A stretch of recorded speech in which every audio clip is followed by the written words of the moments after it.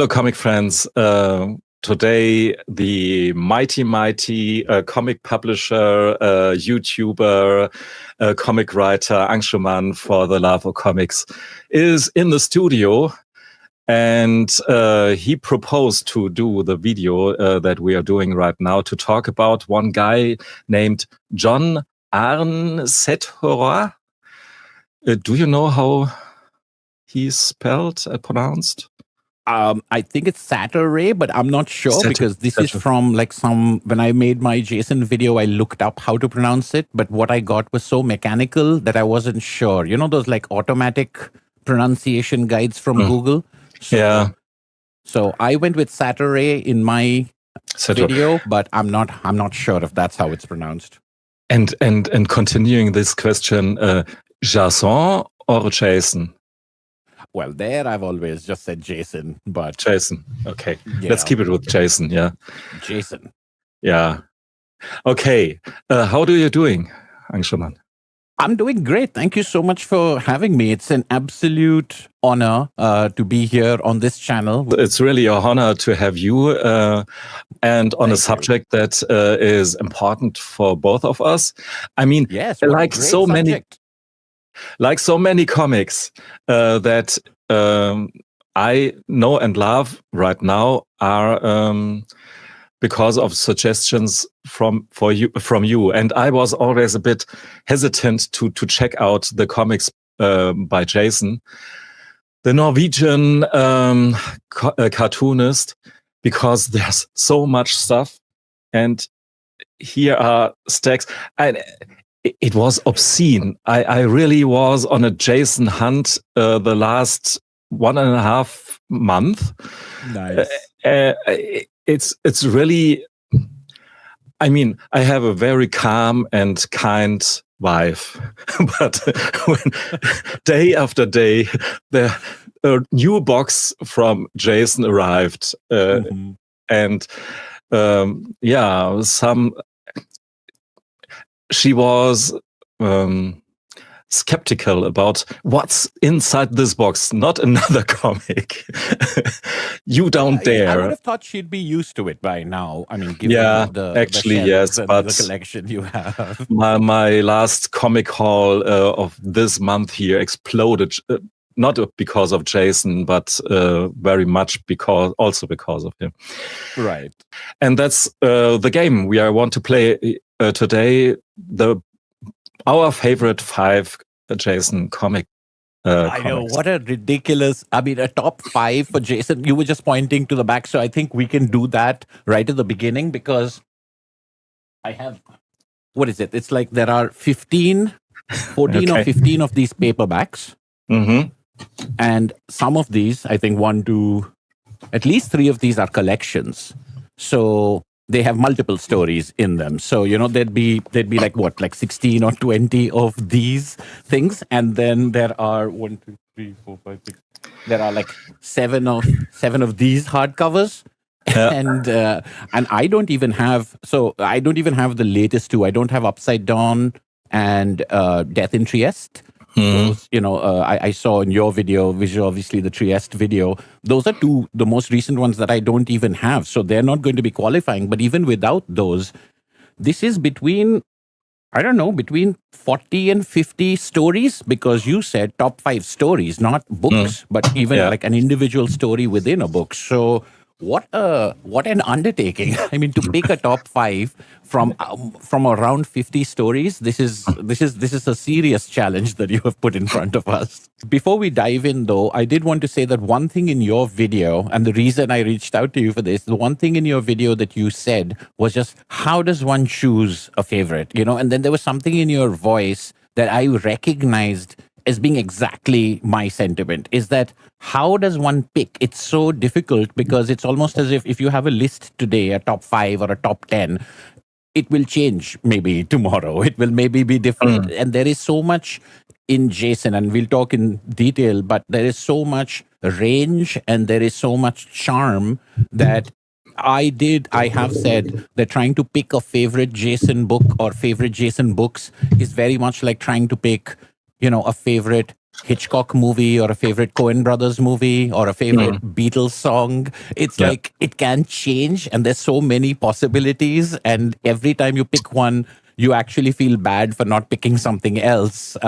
So that's another reason why I think this is such a fun video to make, because it sounded to me like you felt the same way when you were talking about the books. Yeah, let's do it. Your number 5.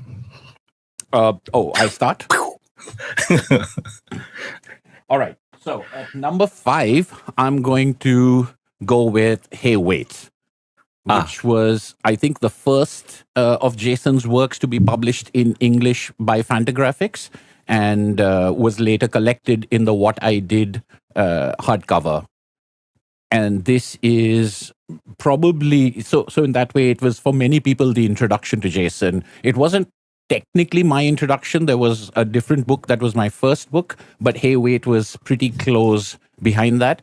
And it's kind of astonishing that even going books and all the stories that have come after it, and then some, like in the Pocketful of Rain collection that were there before it, after having read all of those and seeing everything that he's capable of, this story still kind of sticks as one of the most poignant, one of the most heartbreaking, but also one of the most experimental and bold and bizarre, and right next to the deadpan, something that is very recognizable and something that is very alien, sitting right next to each other. All of those things that I associate with Jason are perfectly encapsulated in this one story. And in many ways, it has that sense of absurdity and comedy, but it has a lot more melancholy and a lot more sadness explicitly than other works of his, which might be more deadpan. And even though this is deadpan, it seems more, more expressively sad, more expressively melancholic. And that's why I think it has stuck in my head. It's also like it combines that silent pantomime and the speech things, because sometimes I associate Jason with either silent comics or talking, but this one has pages and pages of silence and pantomime and pages of dialogue and conversation, even though the dialogue and conversation. So it's just a fantastic showcase of so many of his skills and so many of his signature things. And how early I read it will probably have a sentimental, nostalgic connection to it as well. But it also, as I said, it really stands up. Like even after reading everything of his, this still sticks in your brain. So that's my number 5. Yeah, I hear you on everything that you said. It's about a friendship of two boys, and one is called John, and maybe it's autobiographical. I don't hope so, because of all the melancholic stuff, to put it mildly. But it doesn't start as melancholic. It's for the most part, or at least the first half of it, it's just a sequence of one-pagers, each of them amusing stuff about childhood friendship and all the little adventures and discovering the attraction of girls, for instance, for the first time, and discussing this under the just talk with each other about it, because they are so close to each other, a really close friendship.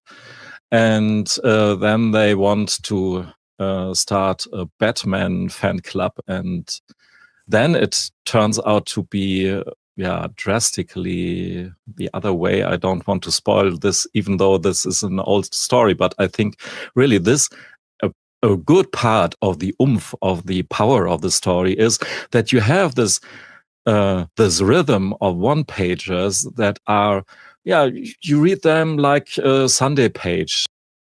Each of them resonates with you, because all of us have more or less similar experiences, I guess, in childhood. In childhood, if you had any kind of friend that you can share with some experiences, and yes, you have this rhythm of one pages, and then this thing happens, and then it's a very melancholic story for the second part.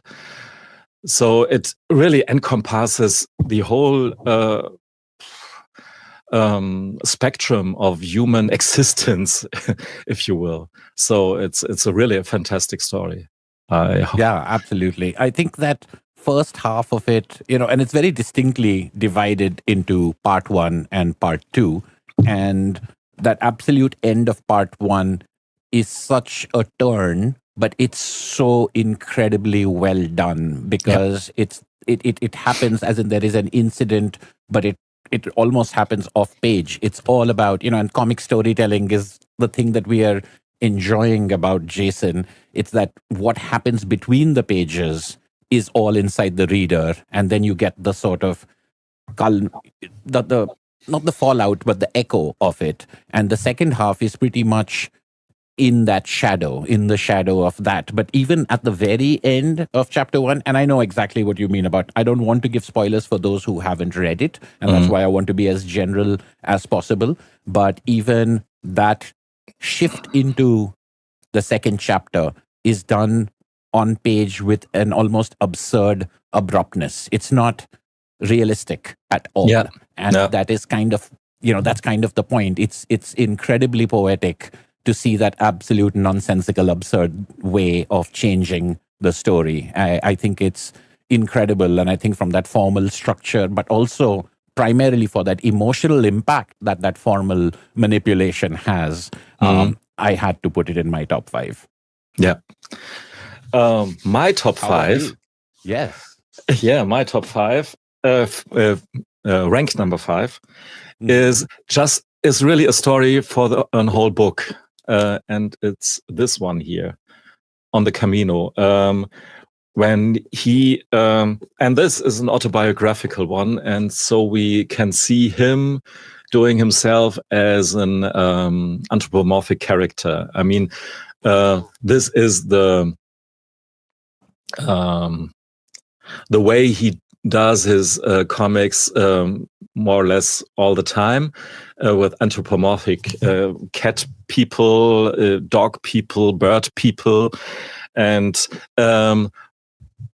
their mouth is almost always a straight line. So he doesn't give away any kind of emotion, and it's a plane for the projection of the emotions of the reader. And this is really, and I found this book fascinating. In the beginning, I thought, hey, why? Okay, Jason is great. Why did you bought this book as well? Maybe because it starts a bit very slow. He goes on this Camino de Santiago, this wandering route through Spain, and is very shy. This was a really surprise for me, how he depicts himself as a very almost a bit afraid of other people, very shy in conversation, doesn't want to talk to others. I could relate to this. I mean, here I put on a cam and talk to millions of people, and without thinking twice about it. But in real life, it's not so easy to ask even someone about the direction in a city or some. It's still. Yeah, I could relate to this. And, but this book here really has a slow pace rhythm, like walking through Spain. He takes notes who he meets, and almost like a diary, or it's a diary in pictures. I felt reminded of John Porcellino a lot here, because John Porcellino would do it even more minimalistic than Jason. But it's a lot of, you read it and almost the pictures of landscape and how it may look there comes into my mind while reading or seeing just some lines on the paper, but the rest comes to you. And maybe it's so seducing to think of this, all these people from different nations, especially now when we get into our hair because of nothing, just we are the better people, and foreigners make big problems and they don't. And then they are this peaceful lot just trotting their way, washing their socks, and really nothing happens there over the run of the book, despite of making friendships with short-timed friendships that are very fleeting. It's a very, very interesting book. It's really amazing, and especially since, and this comes to my stance of being hesitant about this book, there are so many prominent people, famous people, who walk the Camino de Santiago and have to do their book afterwards, and it becomes really a bit annoying because when they find God on their way, I'm not a religious guy, not at all, not as Jason. Neither is he. Yeah, I can see the spiritual, or however, there's a search for a deeper meaning without being straight on religious or so, and that's a thing that I can understand. Yeah, but there's almost a section in bookstores with this kind of diary on the Camino literature, which I never will touch in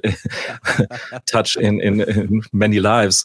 But this book is really fascinating. If you have to read anything about one guy or lady about doing the Camino, then read this book. Yeah, I mean, it's very interesting because you and I have such different experiences as far as that larger context is concerned. So, perhaps shamefully, I had no idea about the nature of this walk and what people do. It's only after I read this book that, so I'm aware of certain kinds of pilgrimages, but this particular one, I hadn't. So, let alone knowing about that entire field of literature of writing about this. So to me, this was my introduction to it. And like you and like Jason, I'm not a religious person. But as you were pointing out, as this book's pace and its flow takes over you kind of look at this intersecting lives for brief moments with this generosity and this empathy towards the world. And that is almost a spiritual experience, which I find that to be an incredible achievement, to make that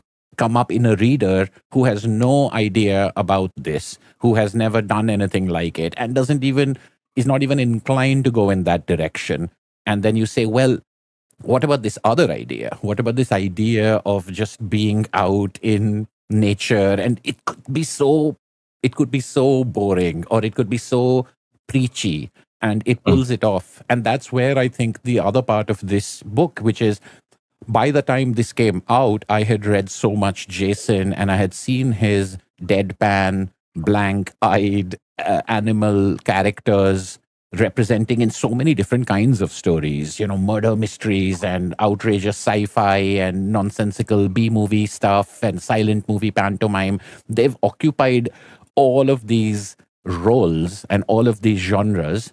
And every time I've been surprised to say, how much more can you get from these blank-eyed animals? How much more, what other genre can you do, and what else can you mash up? And he's always been, I'm going to mash up this sort of thing with that sort of thing. It's like a little bit of Richard Sala and a little bit of Chris Ware. And you're just like, how are you putting these two things together, when it gets to sadness and things like that? But to apply it to autobiography, because there are alter egos in his other stuff, but this is just outright his story. So he's not presenting himself as a slightly disguised character. He's not putting any other. It's honestly him. To do autobiography in the same anthropomorphic animals with the deadpan expression was another mind-blowing thing for me. I was just like, you found another form and another genre to make this what would seem like a limited style You found another form for that, and you made it a long form work. You made it one of your biggest books, longest single stories. All of that to say that On the Camino to me is also a mind blowing work for all of those reasons. I considered for a while to pick up the Wicklow Way, which is the sort of spiritual because of the subject. But it has to be either this or that. And the Wicklow Way, it's that I haven't heard of. It's a walking way in Ireland, and he describes it's in this book That's here. Old Josephine, yeah. Old Josephine, yeah. Right. And he drinks a good amount of Guinness there, which I found very nice. Your fourth pick. Number 4, I'm going to pick I Killed Adolf Hitler, which was indeed the first Jason book that I had read. Mine as well, because of a recommendation of Sleepy Reader, I had to say. Because I think this is the one that made the, because I think by the time, and I'm not sure about this, it's a Fantagraphics publishing history sort of thing. I Killed Adolf Hitler came out after a couple of the books they had published, but maybe Hey Wait had gone out of print, and then they brought a new edition of Hey Wait out when they brought out I Killed Adolf Hitler. So some of the older books, and it might not be the case, actually, there might be others, because there were some of these books that I'm thinking of. I was only able to get them used because they're out of print, and I was only able to get library copies. So my cover, my copy of Tell Me Something has got a lamination on it. It's got a library barcode on it. It's the same thing with my copy of Meow Baby. You'll see that it's got that, sort of library thing. It's got stickers and stamps in the thing because they were out of print. So they might have been earlier. They might have been. I'm not sure. But this was the first book that I got, and I was interested in the cover. And then after this, I was hooked onto Jason. Once I got this, I was just like, what else can I find? And waiting for what else was going to be published. So I went backward in time, and I started anticipating forward in time. And this is a great story. I think, once again, even though it's an the earliest read, this is a book that I have revisited and reread many times. And most recently in one of the episodes of 31 Days of Comics, which is a multi-year project now instead of being 31 days, I talked about this in particular focus on the last page of this. So I don't want to focus only on the last page, but it does have one of my absolute favorite last pages in that's hard. Yeah, it's really good. I mean, of course, it's purely personal, but it broke my heart and made me smile. That last panel and how much meaning it is able to pack into it, how much it's able to say about time and forgiveness. And, with the time travel story, it went in a direction. It has that same thing, it has that absurdist, even with the melancholy and sadness of, hey, wait, you still have a pterodactyl flying off with their kite, or all the adults going to work on stilts. It's got all of that bizarre, absurdist things in it, and of course, the central one in this one is much more integrated, where being a hitman is a legal job, and you can just go and hire a hitman to do assassinations for you. So that's that sort of absurdist backdrop on one level. And then you've got someone hiring our hero to go back in time and kill Hitler in this time machine, which has certain restrictions. But it's really about relationships and connection. And that, putting those two things together in such an unexpected way, means that I came to it for one type of thing, and I got like 5 or 6 other types of things, including being introduced to this storytelling, this deadpan, laconic, very light on dialogue, animal-faced, orphan Annie sort of eyes characters, and how much they're able to do. I think this is one of those comics that has multiple panels a page, which there are a number of. And then there are those ones that are on a very strict 4-panel grid. And I think the rhythm of those 4-panel grids and what he's able to do with them in other stories is incredible. But I have to admit that I'm also a big fan of the multi-panel variations and the kind of rhythm that you get on, say, 8 panels or 6 panels, or more than that. It's always very formally gridded. I think that's one of the things about Jason. And then the composition within each of the frames is also very minimalistic, but it's also the use of space and how much space there is mirrored in how much space there is in the words and the echo of the words. When someone says something and then you have silence.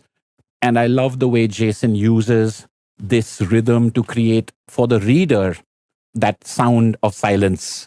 Yeah. And then, as you were saying, the reader is able to transfer their emotions into that, where they're able to fill that silence with their thoughts and with their feelings. It's a very unique thing. It's very difficult to describe. So in many ways, you tell people that read it, because it's going to be difficult for me to describe how that rhythm is going to make you feel. So all of these things were introduced to me in this book. But once again, having read so much more, I still come back to this because the pacing of this and the way the story goes up and down, and it's going in this direction and then it goes in that direction. I think those are the things that I find, and I think that's going to happen in my top 5. Those are the things that really appeal to me. I probably lean a little more towards the longer stories, the ones that were published in this format also, because there's such a beautiful arc to them, because you don't expect that. So the very short pieces, they're great as gags, but it's the longer stories that end up affecting me more, because it's more of a song. That's also another reason why, I would think that On the Camino gives me a little bit more than The Wicklow Way, because it's got more time to have that. And so there, I feel that with the different time periods that this is talking about and the different situations, even with him and the woman on the stakeout and them just being in a restaurant, and all of those moments are so oddly paced and so interestingly paced, that this does, for a moment I thought, I know this was the first one, but is it going to make my top 5? Will I leave it out because there are now more peculiar, this is a much more popular one also. Many people have heard of this. Many people would have read this. If nothing else, they know this by Jason. So I was thinking that, do I really want to put the number 1 hit on my favorite songs list? But at the end of the day, it's about how good it is. And it's so good that I couldn't leave it out for purely formalistic reasons. It's a great last page. I even... now that you said it, it's really true.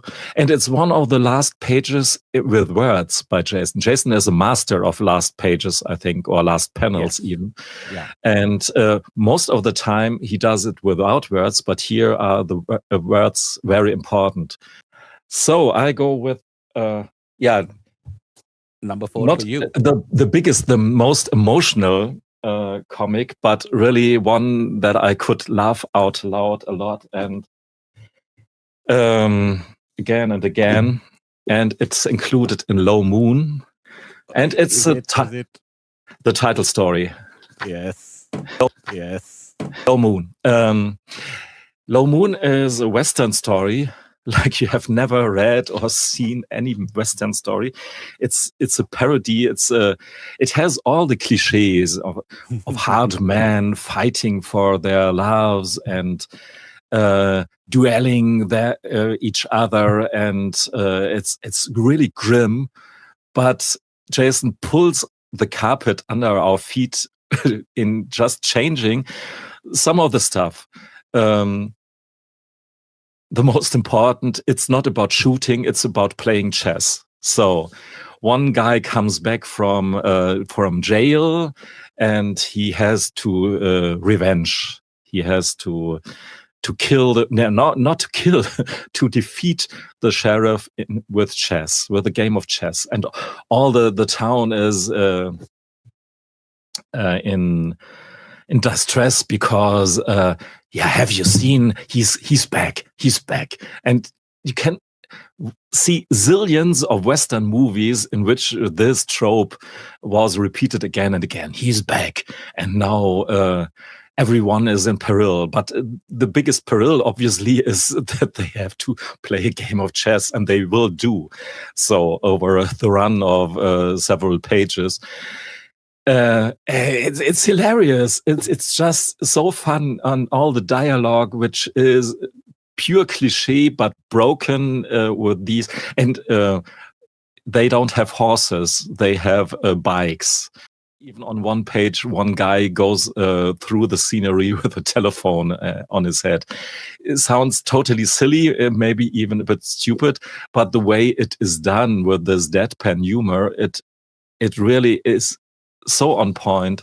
And even he manages to squeeze a lot of emotion right in the end. You feel so, as silly as the story is, it is quite emotional, and you have a satisfying ending, very satisfying ending. I'm maybe because I'm a guy for happy ends, so this is a slight spoiler, but it's a really wonderful story. And if this would be in a single volume, maybe just a slim whatever comic book or so, this would be another recommendation as well. I mean, the whole Low Moon anthology of stories. There are some. They're all great. I think here. No, it's fantastic. I think the stuff that I was first attracted to Jason by, which continues to be part of what I love about him, is he has so many mashups, and it's like it's references, but they're not just there to say, oh, there is he does stuff with it, but he puts them together so absurdly. And the Western tropes over here, and they're quite, I mean, Low Moon, I'm pretty sure, given the plot of this story, is also a reference to the Gary Cooper movie High Noon, in which the sheriff has put someone away in jail, and they know that on the noon train he's coming back, and no one in town will stand with the sheriff. No one will protect him, and then his wife is like, we should leave town, etc., etc. The similar kind of things. But taking that High Noon formula, taking that noble sheriff formula, and making it about domestic relationships, making it about ego and the idea of image and alcohol consumption. And it's like, oh my God, I can't believe that I can't get this chess move right. It's hilarious, but it is, as you say, it's sad, and it's so smart and it's so silly at the same time. Is that I really think there are very few people like Jason who make me feel smart and silly at the same time, that make me enjoy something that is intelligent. You're like, oh, look at me, I'm making a reference to some classic cinema, and look at me, I'm making a reference to some very pulpy cinema as well. There's a part in which there are two guys standing around, and they're just trying to name the members of the Magnificent Seven, but the actors, so they're like, and it's so well paced, because you're like, the most famous actors get named first, where you're like Steve McQueen, Yul Brynner, Charles Bronson, and the next panel you get the three, like, next famous, but they're not as famous as these three, but they're kind of. Not in Germany, because the last he mentions, Horst Buchholz, is quite famous guy here, but I get it, in the world, right? Not. But over here it's the other way around. Like, for sure. He's making so, and that's an incredible thing that it's great that you mention it, because it's like how that joke plays to two different audiences in a very different way. And like, that's the thing about Jason. You can have something be deadpan, you can have something be minimalist, but then you can spend a lot of time thinking about what it might mean and why it's making you laugh in the way it's making you laugh. But yes, absolutely. For me, it would be that one name that you would forget, or that one name that you may not know as familiar. You're not as familiar with that name or with that actor as you are with these other actors. And that's what this guy's skill, this guy's great expertise is, that he can remember the seventh guy in the Magnificent Seven, so the seventh actor. Whereas, yes, you're looking at it from the point of view of like, I could be that cool because I know that guy, So there's that kind of texture in these stories, and I think this is one of my favorite of the 4-panel stories, which is saying a lot, because there are a number of them that are great. But to me, this has that, like, you're moving across time, but you're also staying in a moment. You're moving across location, but you're also holding at place. You're doing both things that are opposites to each other within the same structure, within the same grid. And yes, I agree with you. As you mentioned that he's a master of the last page. He's a master of endings, particularly endings that subvert your expectations, but not like a cheap trick.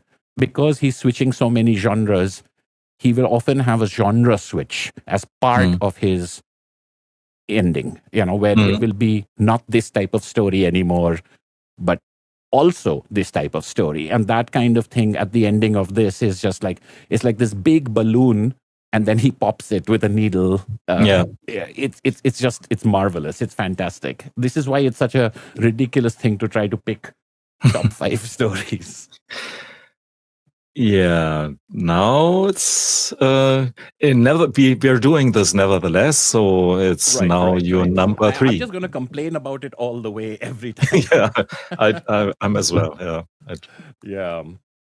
Okay, so now on to, what are we on, number 3 now? Yep. Okay, this is going to be very, very tough, but now this is one of those choices that I have to make. But you said that we will have an opportunity to do some honorable mentions or something like that as well, right? Before our number 1. Yes. Yeah. Okay. In that case, I'm going to go with my number 3 is the Left Bank Gang. And this, I think, is maybe one of those stories that we're waiting to be reprinted in a hardcover. That's the reason why I don't have it. Yeah, so, I mean, I think I agree with you that these hardcovers they're lovely, and I love the production that they have, and on a shelf they look great next to each other. Their design is fantastic. However, I do also feel this incredible charm of these, French flap, very matted cover, single volumes of single stories. There's also, I think, with the Left Bank Gang, just like with I Killed Adolf Hitler and Hey Wait, is that them being by themselves. And of course, it didn't stop me from buying the hardcover of what I did, even if I have it all in paperback, because it's so beautiful. It's a double dip for me. But there, I think I also have an extra level of attachment to this format, which is slightly taller, but I think it might have heavier margins. So it's not like the art is that much bigger, or I don't know if the art is any bigger. It might be the same size. But the Left Bank Gang, I think, should be put into a hardcover. And I can just imagine, given which ones have not yet been reprinted in hardcover, I can just imagine that this is going to be a fantastic collection, because I can see which ones it's going to probably be put with. It's probably going to be the other color 44-page stories. 44, right? Yeah. So the Left Bank Gang is, again, it tickles my particular... So I think for you, you've appreciated Jason's references to art and music. And to me, art and music are things that I aspirationally lean towards, but my expertise in them is quite negligible. But I am a fan of movies and prose literature. And Jason is just so brainy that he has so many different things going on that, to me, his movie references and his literary references maybe end up being a little bit, I know a little bit about the Dadaists, but not as much to, like, I don't know whether I'm getting the full joke, and this happens not just with Jason, it happens with many comics creators, where I'm like, maybe I'm not smart enough to get everything, but not just but process it also. Yeah, for me, these references, I'm pretty convinced that I just get a fraction of his references, but that's not a problem. And even though I just read from Ernest Hemingway one novel or so, maybe 1.5, and I still get the jokes and what he's done. I didn't heard every record by Leonard Cohen, for instance, but I get the joke, and the references are not so over the top and just for an elitist certain crew who is in the know about things, but it's just what everyone has heard, or almost everyone has heard here and there, and he puts this there, and maybe for sure there's a bit of extra that you really get when you're a fan of Hemingway or Magritte or Western movies or so. But nobody has to be afraid of really don't understand his comics.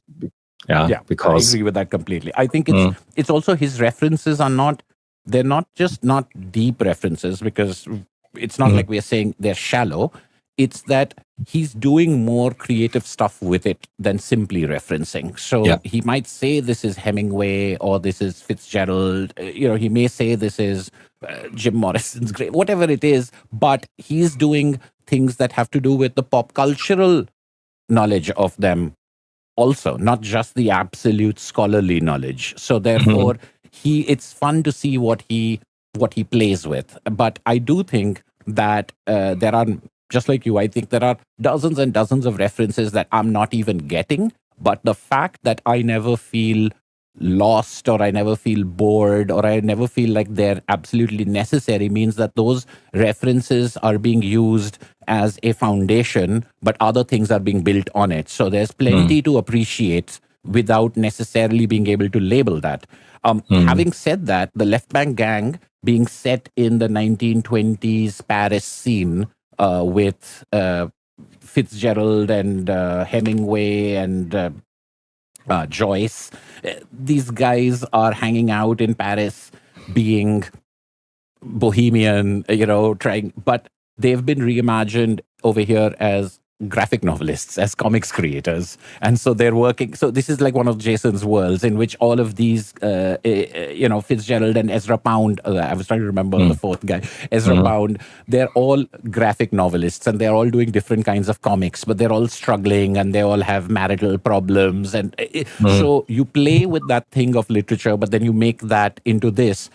And then they decide to have a bank robbery in order to make money. And then it fractures into 4 different storylines and it becomes Reservoir Dogs. So to me, to take Hemingway, Fitzgerald, Pound, and to make them into Mr. Black, Mr. Orange, Mr. Pink, and then have these non-linear narratives that go in flashback and intersect and bring things together is just, it's fantastic. So in many ways, I feel I was inclined to have this be a thing I enjoy automatically just from that. But the actual execution of it, I think, is pitch perfect.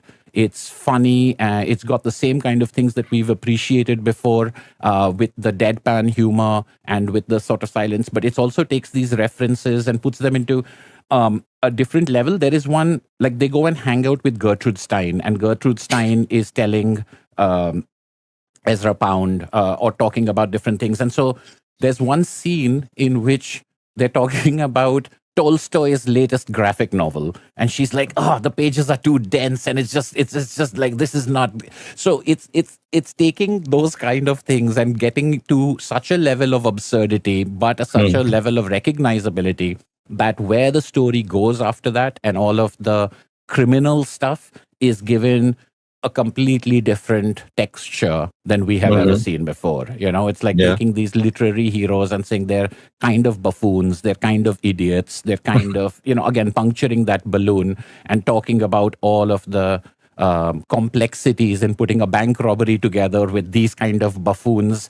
It becomes a different type of story altogether. So to me, the idea is great. It's very funny, but it's another one of those books that after you read it, you kind of feel a little sad. And you feel like in spite of all of the ludicrous madcap stuff that you have seen, there is a poignancy to it. Because like many of his things, it essentially ends up being about those human connections and the kind of foolish things and the kind of wise things we may or may not do and how that affects our relationship with people. So every single way that I see him addressing this is marvelous. You know, he's doing a Western with chess. He's doing these 1920s expatriate authors, our graphic novelists who are doing a bank robbery. It's this nonsense that somehow makes it serious.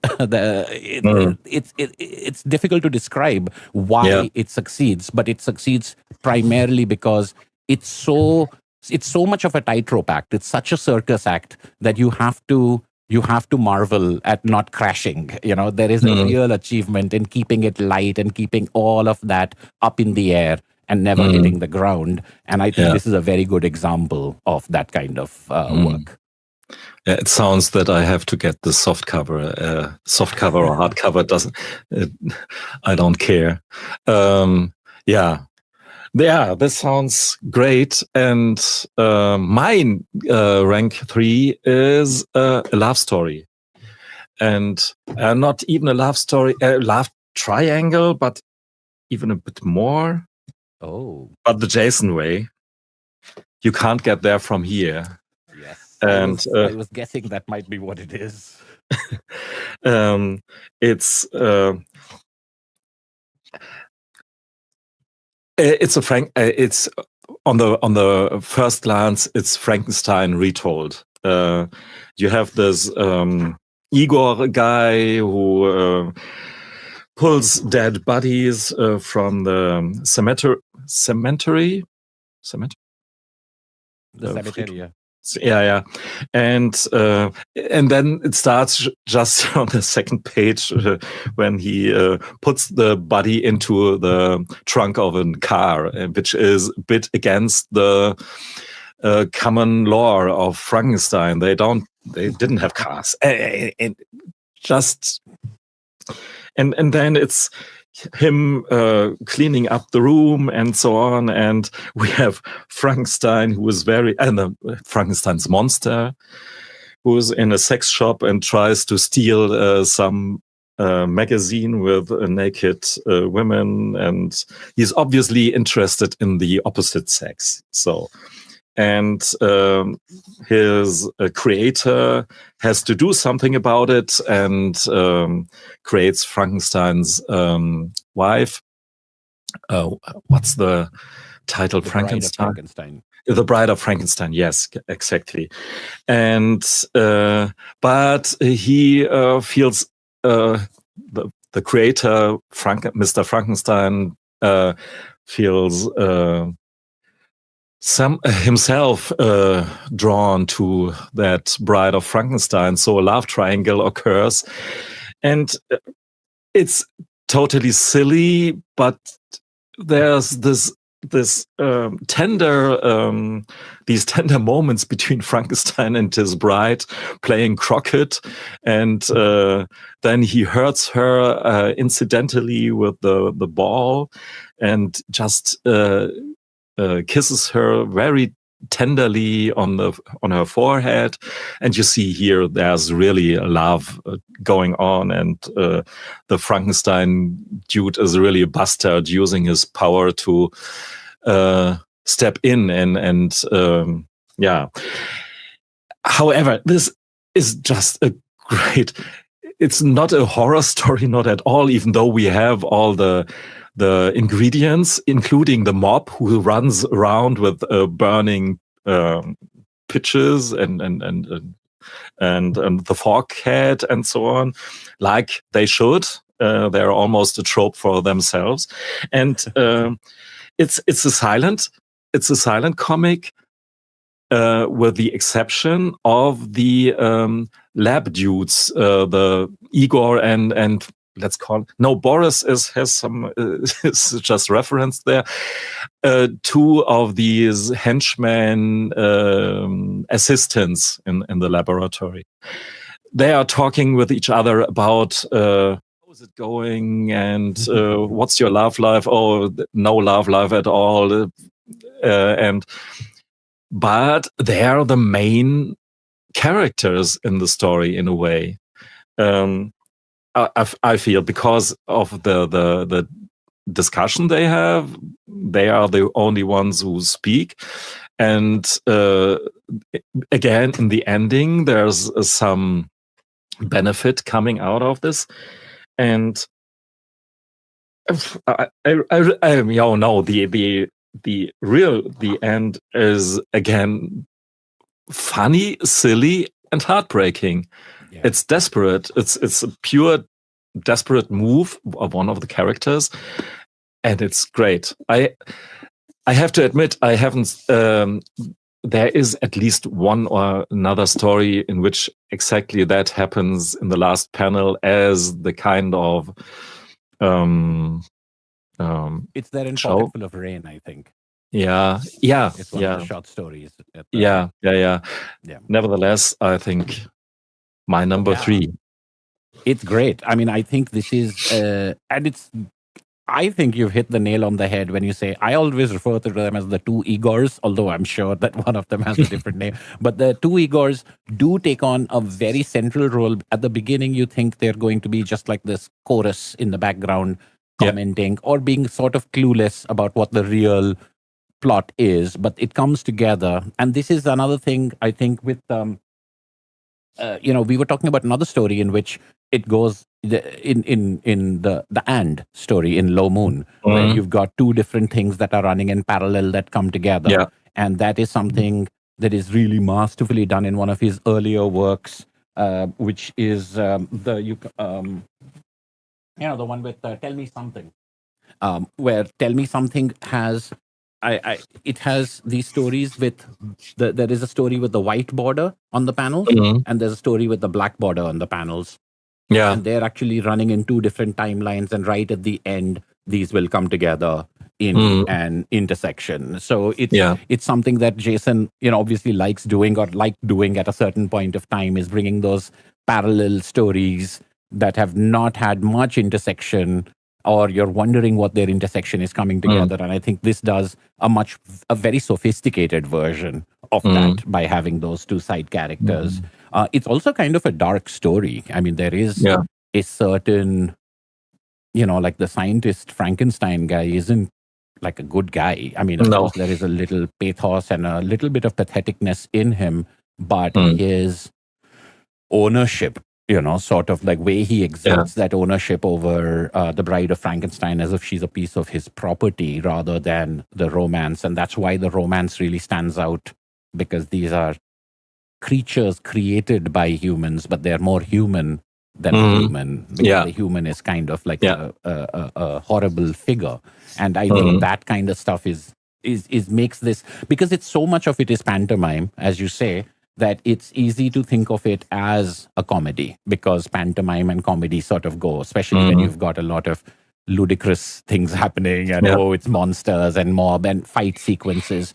But to get that sadness and to get the darkness from that pantomime ability, I think is masterful. It's a fantastic comic. Now to your silver medal. This is the torture of it. So I'm going to make a couple of decisions that, as I said, I'm going to maybe regret later. But okay, my silver medal I'm going to give to Why Are You Doing This? This is the closest thing, I think, because there is a lot in Jason that I think, as I was saying, as a reference to certain kinds of films and certain kinds of movies. This one is probably the most dense in that way, where it feels like a reference to several Hitchcock movies, but also several Coen brothers movies. And to me, actually, the way I look at it, I very much think about Jason as a Coen brothers of comics. Not necessarily because the stories are similar, but because of that unique voice and that unique way of telling stories being applied to so many diverse projects, whether they are, and the Coen brothers seem to have these very serious, dramatic movies and these very farcical, comedic movies. And I think Jason has some sort of spread like that, but he's able to put the comedy and the seriousness right next to each other. But the range that he has and the idiosyncratic peculiarities that he has are very similar to me to the kind of range and the idiosyncratic of the Coen brothers movies. So this is very much like a Alfred Hitchcock wrong man type of movie setup, in which there's something going on, but the wrong guy gets involved because there's mistaken identity. And then you've got this sort of incredible tension, and things are getting worse and worse, and you're getting into certain kind of situation, and you don't know, like, why are you doing this? Why am I being treated in this way? This person who is torturing me, what have I done to deserve it? That confusion over that. And then the explosion into violence is so unique and so odd and so absolutely off the tone. It's one of those things that in Jason, you'll read something and it'll seem to come out of nowhere, but it will make perfect sense because he's so in control of putting that together. So this one, to me, and you'll see again, is one of the more traditional looking comics. Again, one of those, color, but also multi-panel sequences that might be in a single scene or single location in a different way than we have seen in some of his other comics. And I think this is, again, by now we might classify it as an earlier work or a middle work relative to today. But it is also one of those that has a fantastic ending, which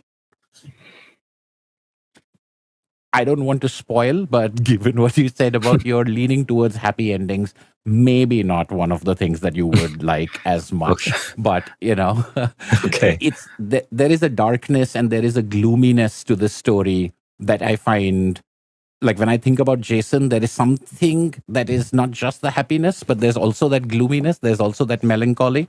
And with things like On the Camino, that melancholy is kind of a sweet melancholy. It is it's a sort of affirming melancholy. But then there are certain stories of his in which it's, I wouldn't say nihilistic, but it's the reverse of that, where it says that, maybe it's just unfair, maybe things are just bad, maybe things are just wrong, and maybe people who love don't always get to be together, and maybe our weaknesses are too much to overcome, and they will let us down. I don't think he's making a comment about the whole world, but the specific characters, like, he'll get you sympathy for the characters, and so you'll actually feel bad if things don't work out for them. That is a thing. Again, there are certain Coen brothers movies that I can think of that do that sort of thing. And that notion that justice is not always going to be served because life is sort of chaos, but you look at it in such an ordered fashion, with the grid and with the deadpan nature and with the space. I think this one does a terrific job with that. So it's also not one that necessarily gets talked about a lot because it's not, again, it's one of those that hasn't been reprinted. So part of me talking about it is also to sort of shine the attention on it. But yeah, that's my silver medal. What about yours?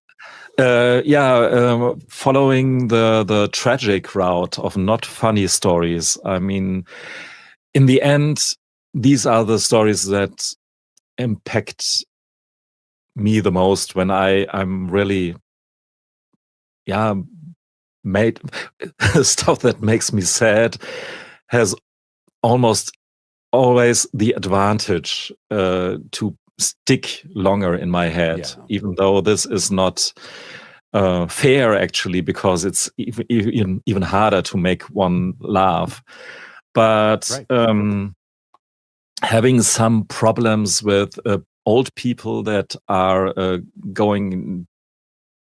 that suffer from dementia, and looking pretty close at what this means to one and their family and even the persons themselves, getting rid of everything they achieved over the years. When you see these people who had their dignity early on, you always thought of them as people to look up to, and then they become these almost ridiculous, funny people. You can't help then to laugh about on the first side, funny things. So it's pretty Jason trope theme. but it's so tragic that you have to say at some place, and that happened to me in relation to these people, that I at one point I thought, hey, that's not him or her actually anymore. They're somehow dead. The people, the person you have witnessed before had vanished. Yeah, So that person is gone. Okay, hard stuff here, and then we have a 13-pager who encompasses and summarizes all the problems in a silly, funny, tragic, yet truthful way, like nothing. A short story. It's for the most part just the ability to name things that she loses in the run of just 13 or 14 pages. And it's the fork that is taken by one dead bird guy, like Jason often uses to describe or to personify a death. And then her daughter comes in, but she can't remember at one place, in one moment, her name, and she's always her consciousness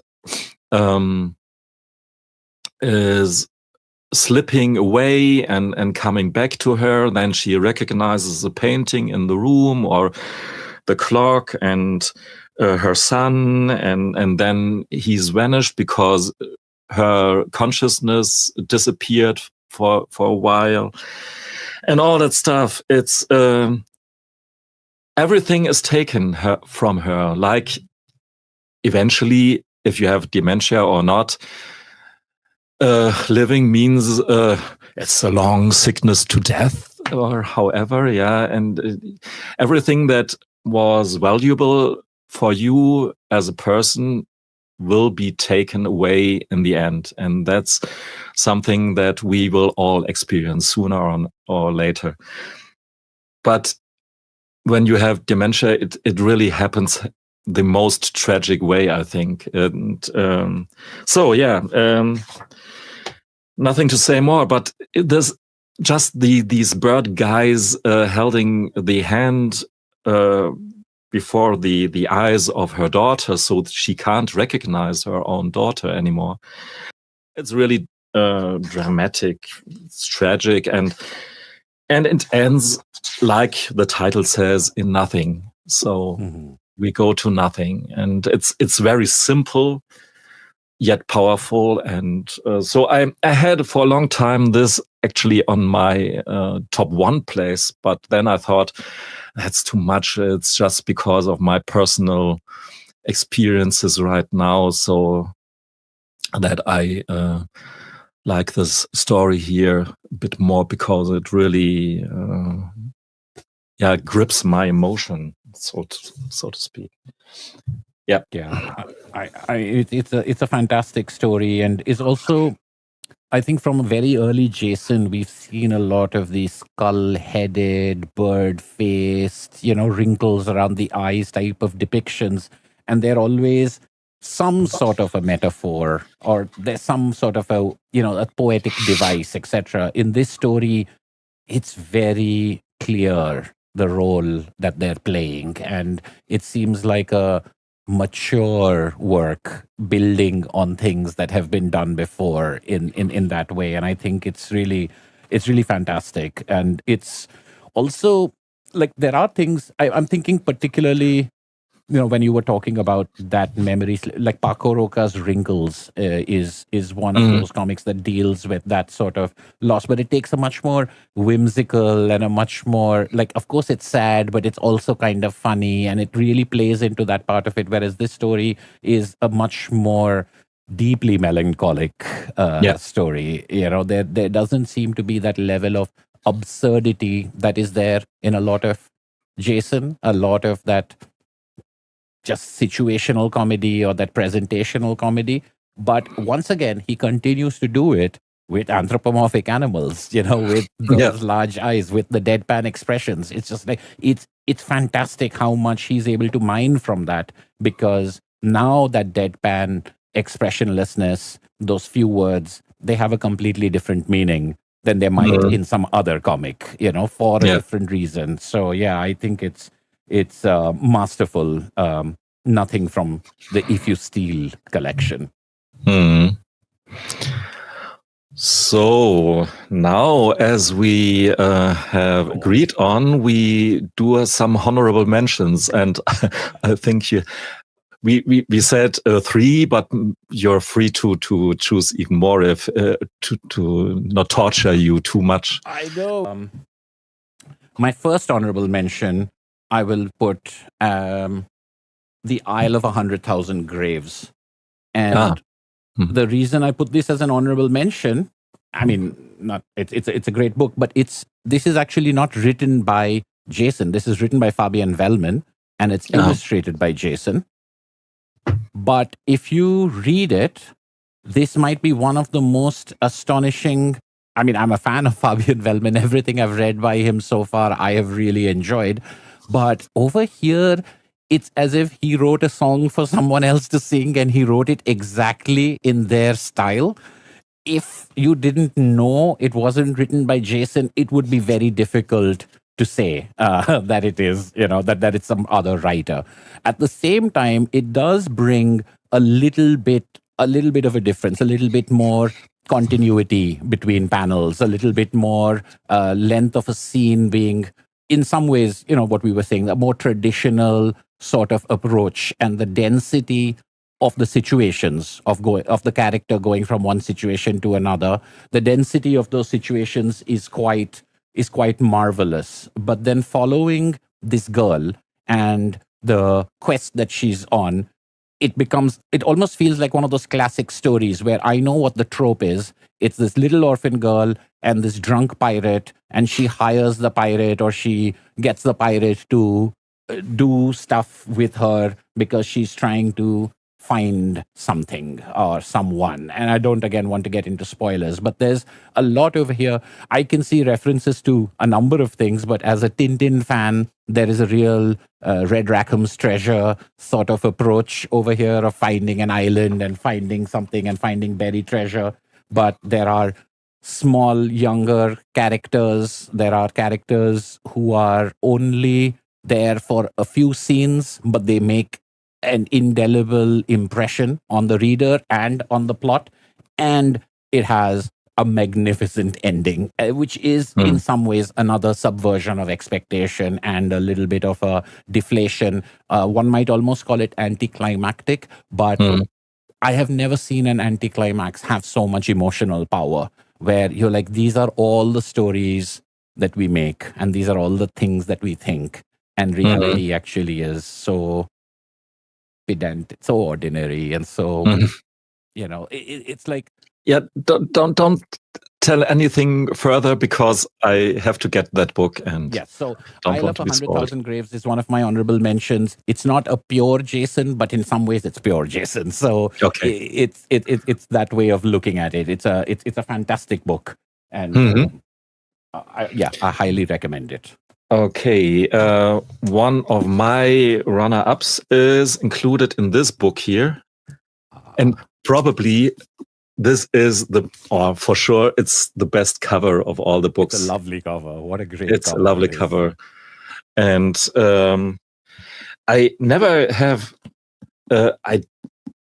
this Parrish guy here, I have to look it up on Wikipedia. He's one of the roster of private saints of Jason. He has Hemingway and Magritte and so on. This Parrish guy does turn up a lot in his stories, but I actually can't place him. He's obviously some kind of absurd one for the absurd theater. And another guy who is in this roster of private saints category for Jason is Eugene Ionescu, who I honestly, he's just a name for me. And I can see he did this theater pieces, which I've never. I'm not so much a theater guy, and for the first place, and however, he is a name. And the story here is Woman, Man, Bird, my honorable mention number 1. It's about a rendezvous of two people getting derailed extremely to the most extreme. He starts. It's obviously very important to that Birdman guy in the beginning, because he what a wonderful page. First, and you have to take your time with that page, because you don't understand, I guess, very quickly what happens actually there. But he chooses just the head to put on his head. Because it's obviously very important how he looks. And then he coughs and says to himself to 1, 2, 3, just to make himself. He has to work up a lot of courage to do so. And then he goes to this restaurant called Eugene, as in Eugene's Ionesco. And the reference would be totally lost on me. And here I cheated a bit and read some kind of review about the story. So, and they pointed out, hey, Eugene Ionesco, he did these very famous theater pieces about failing communication. And obviously the story is totally about flawed communication, because he meets this bird woman in this restaurant, Eugene's, and they desperately sending out messages about themselves, what they like, what they love, what's important to them, but don't listen at all to the other and don't hear. And a very good advice to all the young folks: if you try to get an impression on your significant other or so, just listen and don't talk too much. That's good advice. No. I guess it's a thing. It's a thing. We all were in situations when you realized in the back of your head, hey, I'm just talking about myself. Stop. Listen to that other other human being. It doesn't have to be a female or male, or regardless. We all talk too much about ourselves, period. Here it's on the second, third, and whatever level. They speak so in different directions that it get absolutely absurd. In the beginning, it's just purely on the sound track, so to speak, and then it becomes visual, absurd, dadaistic, surreal, and then we have suddenly Robert Crumb and Frida Kahlo and the chameleon and monsters and whatever. Dick Tracy come in and Frida they Kahlo talk. is also one of his patron saints, right? I mean, Frida Kahlo is also someone who shows up a lot in his in his work. Yeah, absolutely. Yeah. And Vincent van Gogh. Yeah. I'm all ear. That's funny. I read this, but you're doing a very good job of enticing me into it. Although, of course, I am going to get these books as well. You should. Haven't been able to get myself. Because the second honorable mention will be out of this book here as well. Wow. All right. Nice. A spoiler. And I'm all ear. However, it's totally derailed. But then in the ending, of course, this rendezvous doesn't work out as it planned. And they say each other, we have to do this we must do this again sometime. And he says, yes, absolutely. But it's pretty clear that there won't be a second meeting between these two, because it's just, it didn't work. And then he goes back to his home place and puts the head on the hook. And again, the last panel, I will show this here because it's so simple and significant, and I don't care of spoilers this time because he just touches the plane of the wind. It's almost kitschy when I said it, but he stands in his lonely room and looks outside of the window, and the window, there's nothing to see, and he just touches the window. There has to be someone out there that I can, relate to, and who is important to me but he has to learn a bit or two about communication. So my honorable mention. Now to your second mention. Mm-hmm. Okay.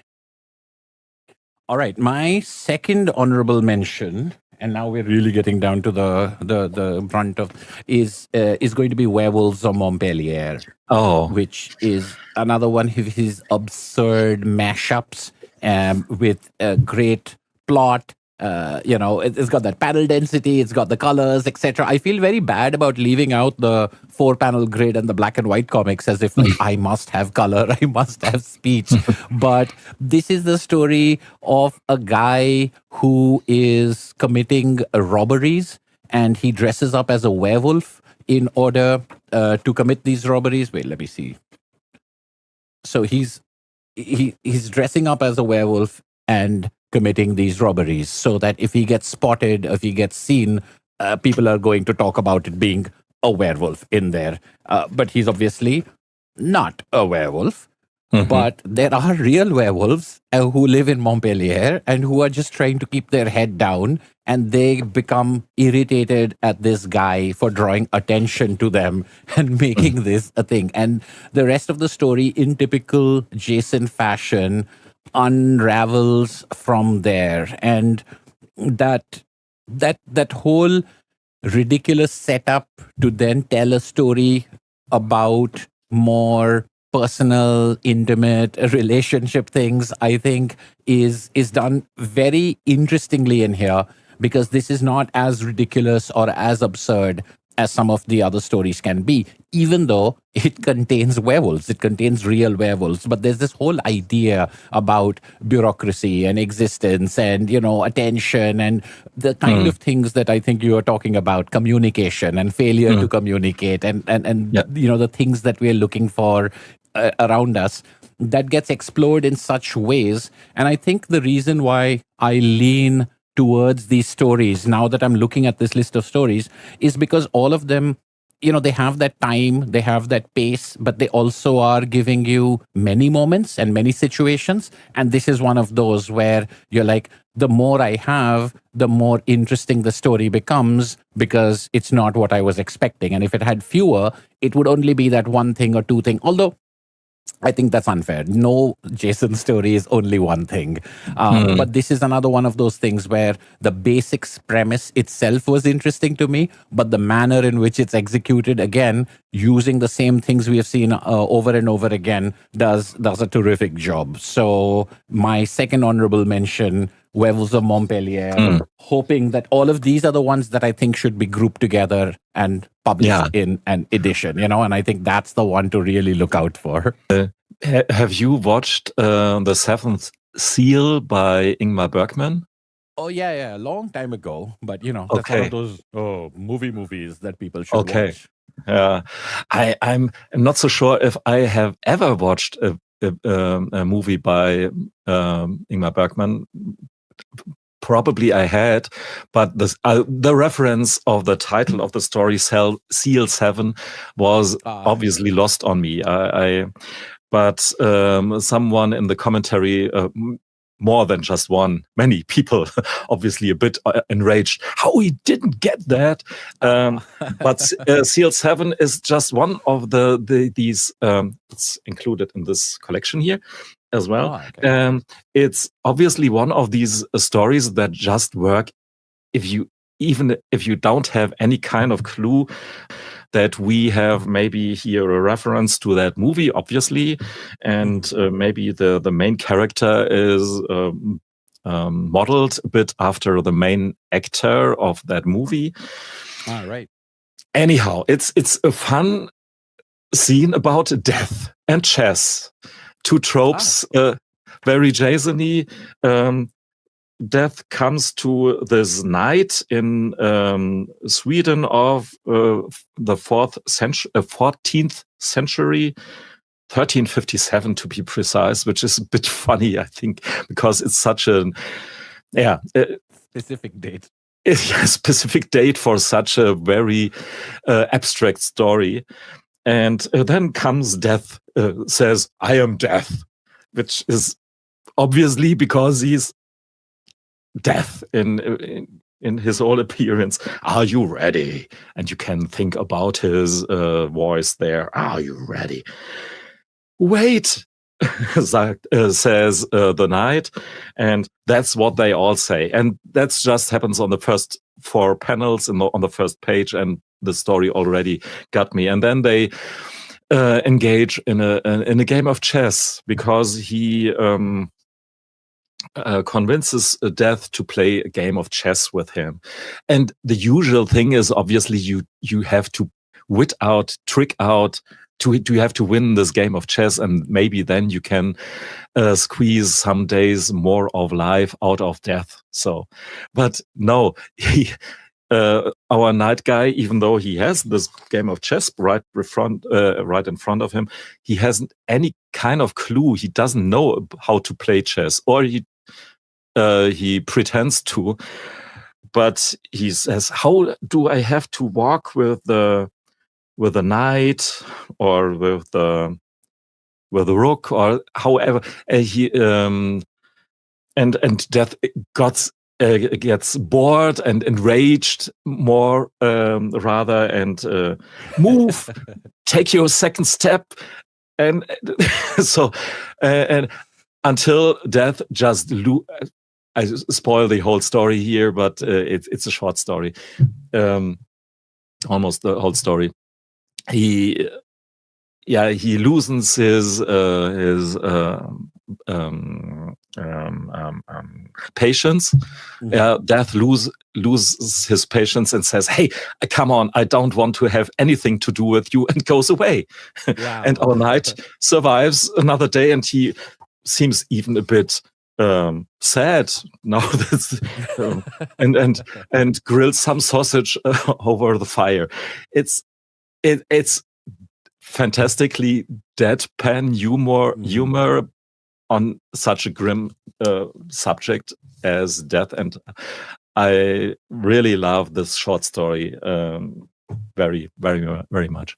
It's a subversion of the Seven Seal stuff, which again has been a long time since I've seen it, and it's usually one of those film school type of, like, as you learn about cinema. So I think there'll be many people who would not have seen that movie, but would have seen one shot from it or one scene from it. This empty, deserted beach, a table with a chess set, and in on the beach of this kind of thing. So, like, when you see these montage of great movies or famous movies, they'll throw that one scene in there. So now you'll spot it in all of the Oscars montages and stuff like that. But that's obviously, again, Jason playing with these tropes, playing with these things. But I think you're right. What you've described doesn't need you to have seen that movie, because that movie itself has created that idea of like playing chess against death, and there are so many of those stories in which you try to outwit the devil, for example. There are stories like that in which you try to get away with your soul, or you try to keep a prize and stuff like that. And then there are questions about people trying to negotiate with death. So this whole playing chess with death is an idea that people will have in their minds, whether or not they've seen the movie. And I think that's what Jason's working with over there. My third honorable mention is going to be a book that I might have made my number one just for like leaving stuff out, but it is The Last Musketeer. Which is I think this is the first appearance of Athos, who then appears again in a couple of different stories. Athos in America being a sort of prequel, and of course, Goodnight Hem, in which he plays a minor role alongside the major role of Ernest Hemingway. But over here, you start with Athos. All of these bars in Jason things, they tend to have this red hue. Now I'm discovering as I'm going through them. But he is immortal, or he seems to be immortal, because he's just lived for hundreds of years since the Three Musketeers days. The other Musketeers are gone. But as he's just hanging out and he's penniless, there is an invasion. And there's an invasion not from another country, but from Mars. So it's sort of like War of the Worlds, but what it actually then links up to is a Princess of Mars, the Edgar Rice Burroughs John Carter story. So it's him in the John Carter role, except he's Athos from the Three Musketeers, and then he goes to Mars, and there is a princess, but there is also an evil king, and then there is this robot that you see in the cover and in Mars. So it's one of those ultra mashups. But it's one of my favorite mashups. And that's saying a lot, given how many of his mashups I love in so many ways. Yeah.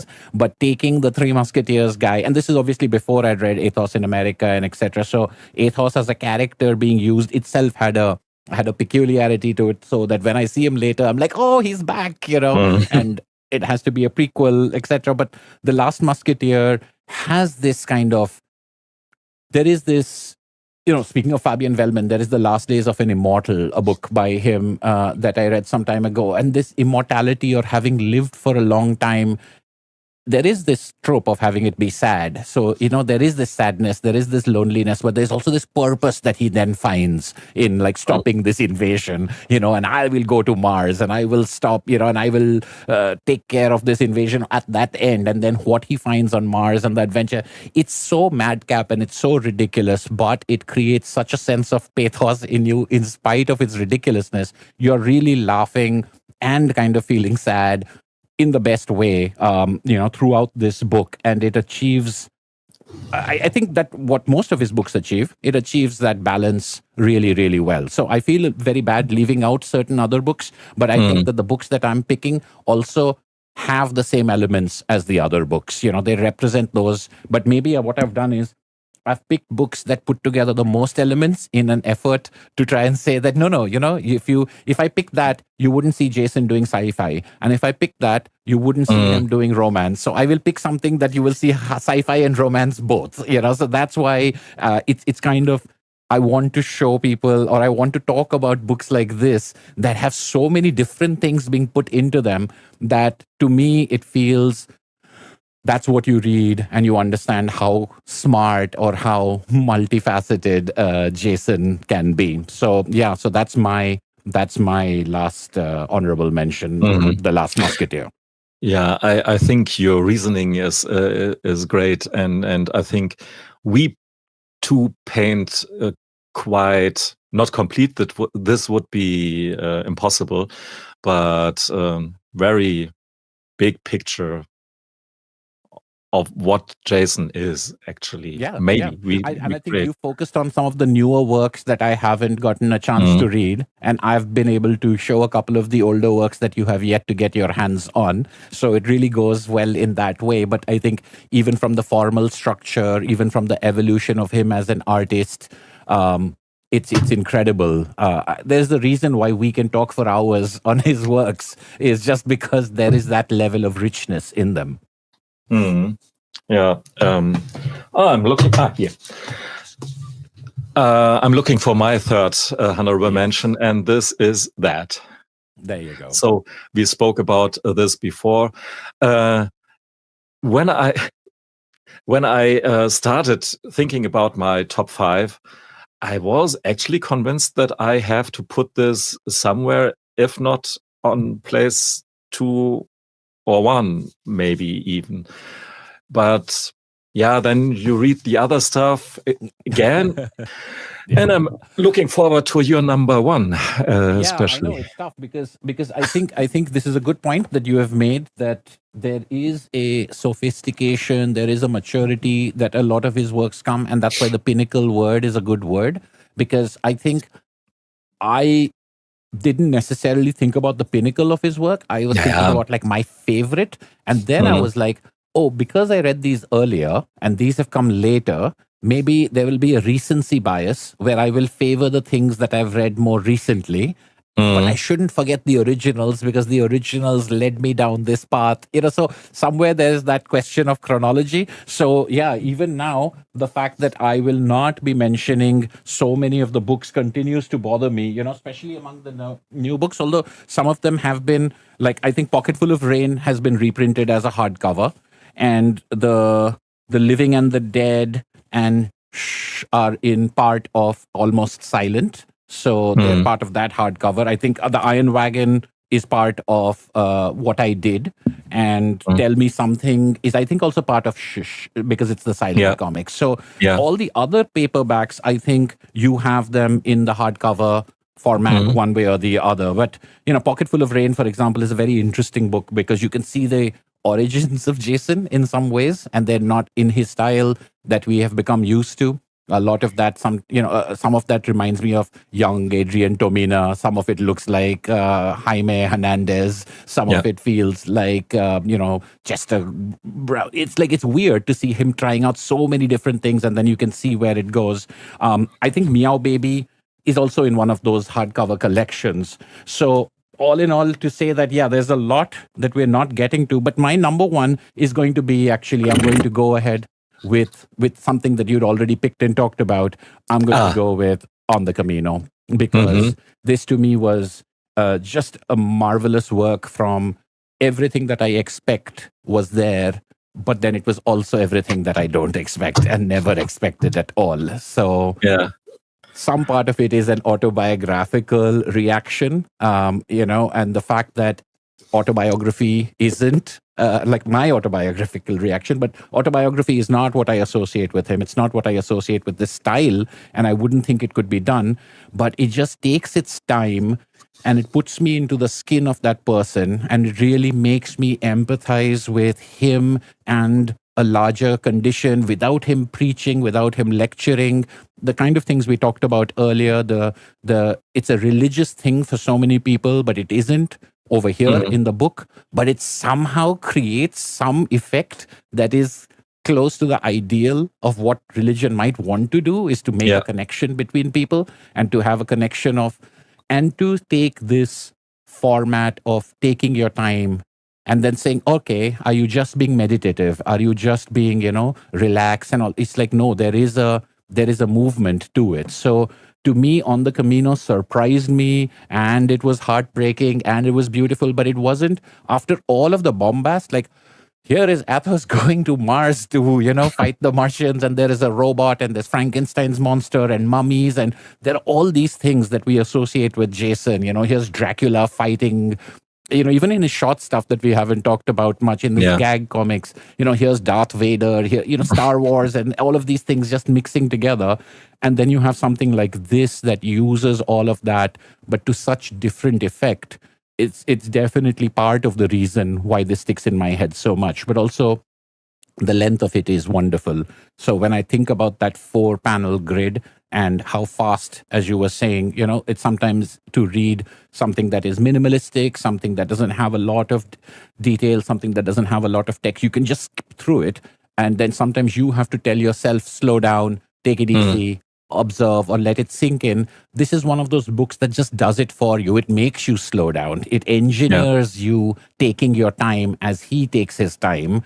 And you don't have to force yourself to slow down, because that control that he's able to exert over the reader with this style makes this, kind of breathtaking of an achievement, not to mention a lovely work. So it's funny after everything to put the autobiography and the most pure autobiography as number one. But as I said, it might change, but I really loved how this made me feel and how unexpected it was. And at the same time, how exactly like all of these other stuff, it seemed to be interested in the same things, in human connections, in communication, in your soul opening up and traveling, all of those kind of things. Everything you find in all of his other works is there over here, but without any ridiculous science fiction or horror or that kind of stuff. So that's what I'm for today picking as my number one pick. Yeah, okay. And it has a great last page as well. I think without words, and there's the danger or the maybe the problem when you say, or I say, this is a great last page, and everyone expects something exceptional, but it's totally the opposite. Nothing exceptional happens on the last page, but that's kind of the great thing, and you can put some of your thoughts into it in this last page, and it's really a wonderful story, and I really have to read it again. And of course, so, and my first pick here is something you mentioned before, and that's Hey Wait. And just because of all the reasons that I've spoken about before, maybe just for that teacher guy, because I can really relate to that, who speaks in a speech bubble. I will show this. It's almost by like the babble in the Peanuts when the adults are talking. Reading some reviews here and there about Jason, I don't seem to be alone. Hey Wait is a recommendation or a favorite story of many, it seems. But the only opinion that counts is mine, but I would agree on that. So and I on think the Camino. it's also more like, I think what you said about I Killed Adolf Hitler. Like, I can completely understand why this was the first book that Fantagraphics did of Jason's. Even if there are earlier works, this would be the calling card. This would be the entry point in many ways, because its accessibility is tremendous. It is a much more relatable story. It's much more grounded in reality. And so therefore, when you have these animals, and even though you have the ridiculous things like the stilts and the pterodactyl, it's still very, very recognizable as a thing for us in our lives, more so than something like The Last Musketeer or a zombie apocalypse or, Bride of Frankenstein. So it definitely has that approach. But yeah, I think that the impact of the story is tremendous. You can just kind of feel it. It's a lovely story. And this is why I wanted to make sure it was also in my top 5, because I was like, okay, it could be the kind of thing that, this is when he was a little bit more traditional, and then he got more experimental and he became more absurd, etc. And but this was pretty damn good as well, that's why I think about it like Hitchcock or Coen Brothers and all of those comparisons is because it's like, but there's stuff in the early ones that's amongst their best, that is like absolutely signature. I'm a big fan of Raising Arizona, which is like the second Coen Brothers movie, and it's a masterpiece in my opinion. So it's that kind of thing. It's like, there is a reason why, I think there is absolutely a reason why this is counted by so many people as their favorite. One last thing I want to say about Jason is just, again, talking in this conversation, he's not, like, he does have striking images. There is, like wonderful artwork and wonderful drawing, but that's not really the idea behind him. I think more, like the thing that I really love about comics is the sequence. Is putting things next to each other and putting things on a page in a rhythm and with certain beats, and being able to use the sequence. If you showed anybody one particular drawing from Jason, they might find it amusing or they might find it interesting, but it's very difficult to explain to people from a single image. They'll say, oh, it's a dog punching a rabbit guy, wearing a suit, and they have these kind of eyes. They'll observe all of that, but when you read his stories, when you read them in sequence, the way he puts one panel after another, and the way he shows emptiness, and the way he has silence, is where that power comes from. And a lot of what we feel, oh, this is absurd and funny, but it's also sad and heartbreaking, it's actually being created by us. that's like most other people who would be that deadpan and who would be that blank they would run the danger of not moving the reader. They will not emotionally affect the reader. But here is a person who does those things and it's incredibly emotionally affecting. So that is, I think, the sign of his mastery of he knows sequence. He understands juxtaposition or whatever else, art school words we want to use, because he really does get it. And he's able to engineer these responses in the reader. And it's very difficult for you to look at the one image or two images and say why that's happening. It's like, no, you just have to read all 40 pages, all 50 pages. You have to read all 8 pages, and then you'll get the impact, which I think is one of the major reasons why I think he's so marvelous. Yeah, definitely. Yeah. This is a wonderful summary. He's one of those people that I think is one of the best kept secrets, where I'm like, he's got 50 stories out, how come more people aren't reading or talking about him? And I know that, of course there are people who are reading and talking about him, but it still seems like there should be more. It's like one of those people, we have such people that we've discovered them and we want other people to discover them. We want to put them into other people's hands, which is why another reason why I was so happy to see your spotlight video on Jason as well. The more people who try this guy out, the better, I think, because there's so much to discuss and so much to talk about as far as his stuff is concerned. Yeah, and don't forget your spotlight video, which is a bit older, but nevertheless, it's a good one. But I guess the best one about Jason, all on the internet, is right this here. This one right here, absolutely. Of course. Powers United. And absolutely. Yeah, thanks for suggesting this video today. Thank you for executing it in such a marvelous fashion. Thanks for being such a marvelous partner in crime here. And thanks for listening and watching, all you out there. And go and read more Jason. Read more Jason. Read more Jason. Read more comics. Read more comics. Bye. You have your own comic publishing house right now? Yes, that's what I'm trying these days. That's the new, midlife crisis for people like me. Well spent midlife crisis, I'd say. Well, thank you. I mean, it's going to be slow, but it's very exciting to try something. It's one of those things that, you have in your head as a vague dream, but I think then you get to a certain point, you're like, you're either going to have to put your money where your mouth is, or you're going to have to shut up. You can't just keep going. When having a beer with friends, that's when all of it happens.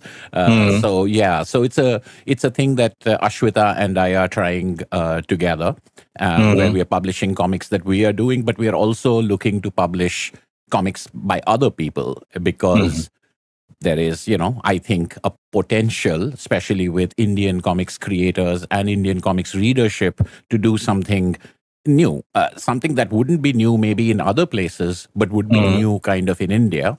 But we also think that there is so much awareness, because with the internet, people know about European comics and American comics. So that rising readership or rising knowledge, we think, is there. And then there are other people who are like, no, reading is over, no one is ever going to read again, etc. So it's kind of an interesting, for us, an experiment to say, is it really that way or is it different? Let's find out for ourselves. So it's kind of that kind of project, not a very big thing, not a very, we have no staff, we have no office, we are just, 2 people in the living room sort of thing right now. But it's a lot of fun. 2 chapters of a long story. It's going to be 6 chapters. So we've got 2 chapters out, and the 3rd chapter is going to come out in the next couple of months. I think in December is when the plan is for the 3rd chapter to come out. But we've also got some other things we're working on, but it takes time.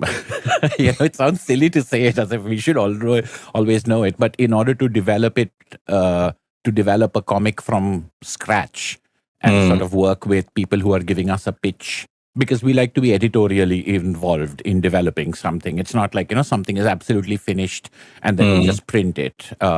So that development thing, and then what is the steps of putting a comic together, we're also sort of learning as we go. But yeah, you're right. It's only our website. People ask us, when did you launch your company? We said, whichever day we created the Instagram page. That is what launching a company is these days. Oh my gosh. I should have thought of that. I don't even have a hat to put on. The problem is just that I can't see them. Yeah, well, I mean, that's just for the thumbnail, I suppose. And I could punch you or something. No, it's emotionless. This is just wait. So, okay. Well, it won't work. Yeah, that's only got a certain time limit to it.